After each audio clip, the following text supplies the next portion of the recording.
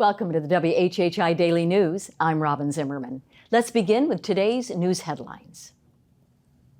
Now that Senator Tim Scott is off and running for president, how will he fare even in his home state against a popular former governor, Nikki Haley, and the more popular Donald Trump? Well, Scott was joined at his campaign kickoff in North Charleston yesterday by the number 2 Republican in the U.S. Senate, South Dakota's John Thune, and Low Country State Representatives Shannon Erickson and Jeff Bradley. Now, Scott is off to Iowa today and then to New Hampshire, states that pick their favorite before South Carolina early next year. The federal government is granting the Nature Conservancy more than $6 million to help shore up Marine Corps Air Station Beaufort from erosion that's happening near the base's housing areas in Laurel Bay. Now, scientists say the base's 6,900 acres could start to shrink by flooding and sea level rise if the area is left alone. Some of the money will be spent to build living shorelines called oyster castles that will help grow oysters while reducing wave energy and erosion along the shoreline.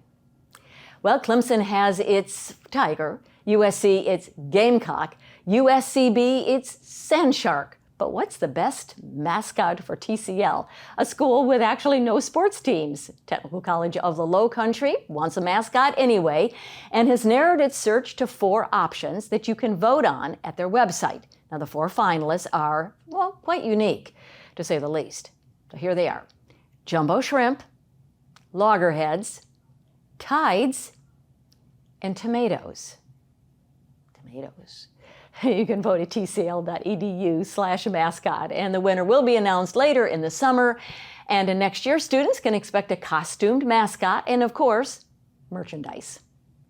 Well, a judge has ruled that Murdaugh can be deposed in the wrongful death lawsuit filed by the family of Mallory Beach, whose passing in that boat crash years ago started the whole Murdaugh saga. Another judge has ruled that convenience store operator Greg Parker will still have to stand trial, along with Murdaugh, in the wrongful death lawsuit set to begin August 14th in Hampton County.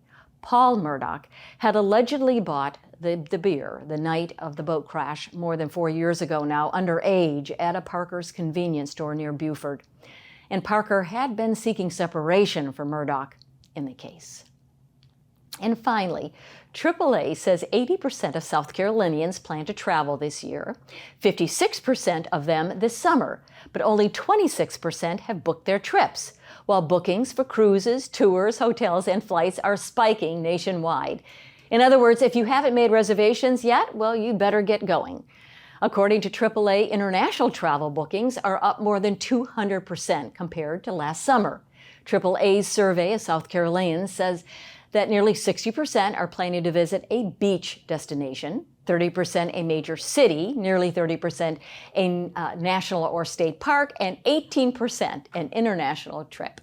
For more information on these stories and many more, please check out the media sources listed on the screen. And remember to follow us on Facebook and Twitter. And check out our website at WHHI-TV.com. And if you have a news tip, a story idea, or even a cool weather photo, well, you can just email it to us at news@WHHI-TV.com. And now let's have an update on sports with Justin Jarrett. Justin? Hey, it's time for Last Night in the Lowco on WHHI, powered by LowcoSports.com. The high school sports season in the Lowco came to a close last night with the Class 1A Track and Field Championships, and the Whale Branch Warriors sent us into summer on a high note. The Whale Branch girls claimed their 2nd consecutive Class 1A state championship last night at Lower Richland High School, collecting 78 points to outpace runner-up St. Joseph's by 18 for the title. Destiny Pryor led the way for the Warriors with gold in the 100 meters, bronze in the 200, and a 5th place showing in the long jump, and she helped Whale Branch claim the 4x100 relay title.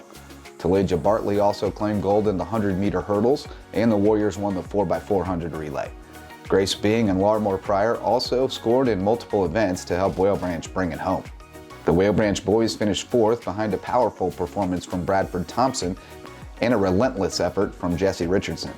Thompson won the discus and was 2nd in the shot put, and Richardson was runner-up in the 1600 and 3200 and placed 3rd in the 800. Estel's girls placed 8th with state titles from Amira Lewis in the 400-meter hurdles and Jamasia Roberts in the triple jump, and the Gators were 9th in the boys' standings. For Lowco Sports and WHHI, I'm Justin Jarrett. Until next time, go Lowco. Thank you, Justin Jarrett, with the sports. And now, Maria with the weather. It's been beautiful. Thanks, Robyn. Yep, so taking a look ahead, we are going to be having some showers and thunderstorms throughout the next couple of days, but we should be getting a break from all the rain come this weekend. But we are going to see some storm-like weather this weekend with the winds getting up to, if not past, 40 miles an hour. Taking a look at Wednesday, however, it's going to be showers in the morning that should be getting sunny to partly cloudy in the afternoon, and then it's going to be clear through the evening. Hillnet's going to have a high of 78, a low of 66. Bluffton's going to have a high of 80, a low of 65, and Beaufort's going to have a high of 80 and a low of 65. The sunrise for Wednesday is going to be at 6:20 and sunset's going to be at 8:19.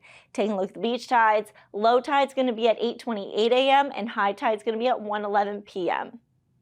Taking a look into the rest of the week, a little bit into the weekend. Thursday, it's going to be cloudy, windy, and rainy starting in the afternoon and then going into the evening. Highs are going to be in the upper 70s, lows in the 60s.